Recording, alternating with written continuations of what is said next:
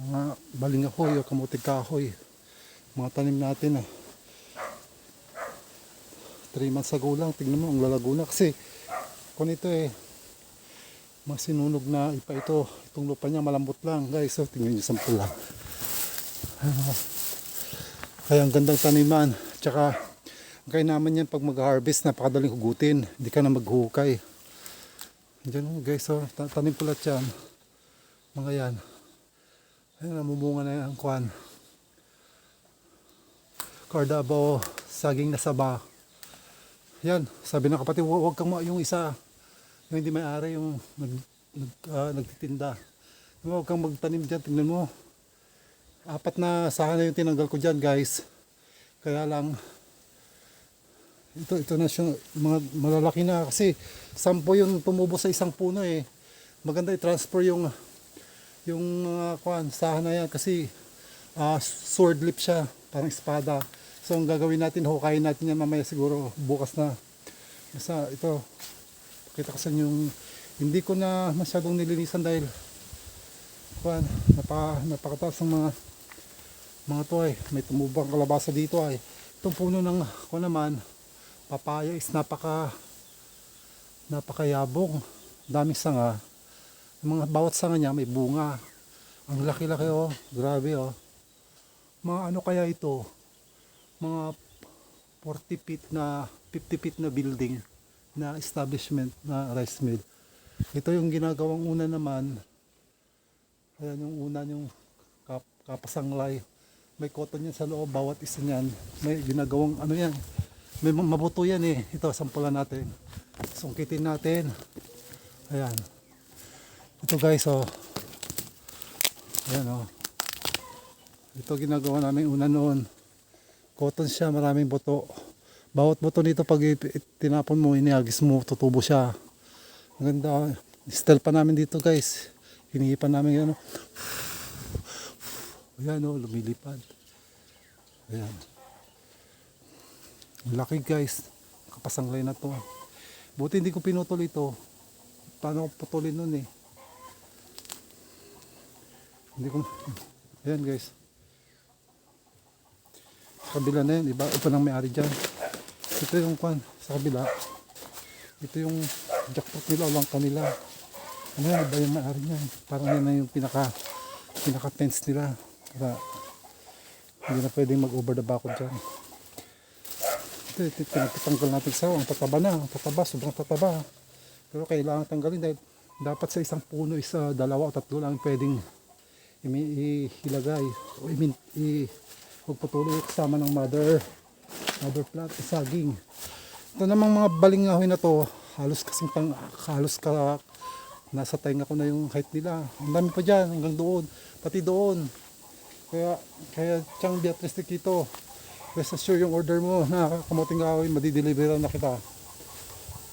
Tsaka sa big orchardan, marami din akong tinanim doon. Ayan maganda siyang tignan pag medyo malinis. Tatayo ganun. Mga yan, mga saging na yan, yung Lakatan, Pangasinan. Yung kulay green ng balat, pero hinog na. Pero nadidilaw din. Pag talagang lutong-luto na tapos marami silang nyug dyan. 3 puno, may pomelo din sila.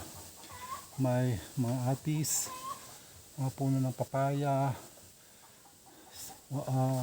star apple, tapos mga bulaklak.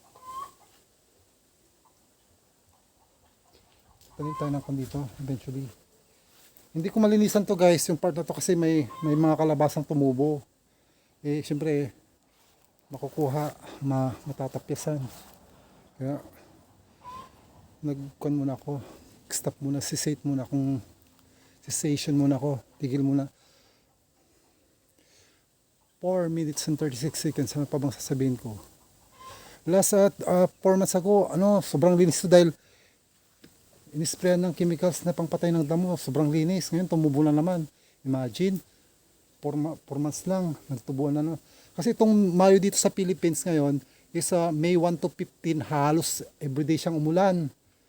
Kaya sobrang swerte ng summer ngayon dito dahil especially yung mga nagtatanim dahil talagang boss ang biyaya ng langit dahil ang ulan talagang hinahantay ng mga ito namin. Ayun guys. Ito puno ng ayan, puno ng langka. Nag-top pruning na ako. Ayan o. Lang 11 to 1 tinanggal ko yung sanga para siguro 2 years na tong mga na to tinanim namin. 6 to dalawang nabuhay ito at saka ito may kon dito may guapel ito yung guapel namin dito masukal pa dahil hindi pa namin yan mga nyug din kasabay niyang yung star apple ang dami papaya dyan sabi ito balili ko dito ng barangay rice mill. Maraming rice mill dito, 3. Kay Antililla, kay Boling. Yung City Kagawad na si Boling. Doon, dami pa. Mga dragon fruit lahat yun. Mga dragon fruit kaya lang. Ilan yung may bunga. Ilan yung tumubo. Tapos ito, sobrang linis talaga ito for Masago. Dahil nga, winipe out. Dahil sa ayan kasi hindi naman pwedeng kahit na hindi naman linisin dahil marami siyang dahon ng parya o yung sa Tagalog yung yung nauulam na papait na dahon yung parya balang ganun. Hindi ko alam yung parya ng balang ngayon. Grabe yung kalamansi ang daming bunga kaya lang kukunin na sa luyot. Kalamansi na naman. Bali 5 ito lilinisan ko lang ito. Papakita pa lang sa inyo. Yung maliit na kalamansi na dyan, nakatabunan. Natabunan na talaga. Grabe hindi na makita. Ayan kukunti na ang dahon Tapos dito yung namin. Dito dati kami nagbibilad ng palay. Mga 2 years ago. Pero siguro naka 5 years ago. Tapos naginamit namin. Whereas nakatiwangwang na lang dahil natatabingan na siya ng puno ng akasya, yung kapasanglay o yung kanyan. Hindi ko alam Tagalog niyan. Basta marami, yung cotton shell na maraming cotton sa loob. Same time may atsuete, puno ng atsuete dyan. Tapos may 3 balon dyan. Ay 2 lang pala, isang balon. Tapos yung pangalawa doon, yung original, doon kami naliligo nung bata kami. Natanga-tanga namin dati, maliligo kami. Ilang hakbang lang yung pinapaligo na, bumabalik yung tubig sa loob. So bali, ito guys. Tapos dito naman yung pakyat. Hinihila ko yung isang sakong palay para lang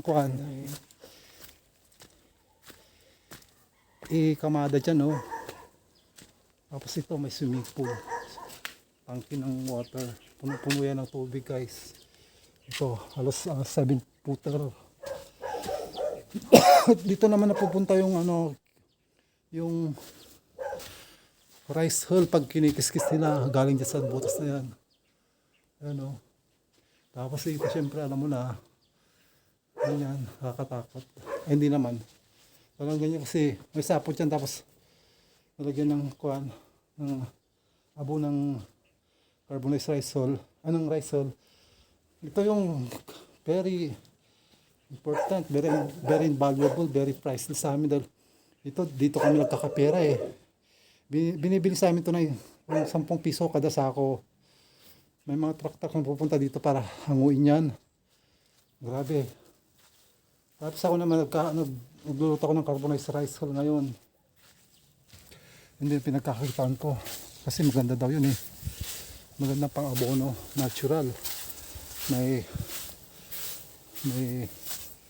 magandang pang conditioner ng halaman, may water retention, mayaman sa calcium, phosphorus, magnesium at potassium. Ayan siya guys. Ito yung kunting inano lang natin dito kasi pag natuyo na sunugin na lang or ganyan na, pabulokin na lang natin dyan magsisilbing fertilizer sa mga halaman dyan. Yung saging, langka, bayabas, kamuti tops. Ito guys, nilinis natin para naman maganda-ganda tignan. Hindi nakakahiya. Tsaka usually ako lang din naman pupunta dito kaya dapat malinis para hindi ako matakot. Sige, next time ulit guys.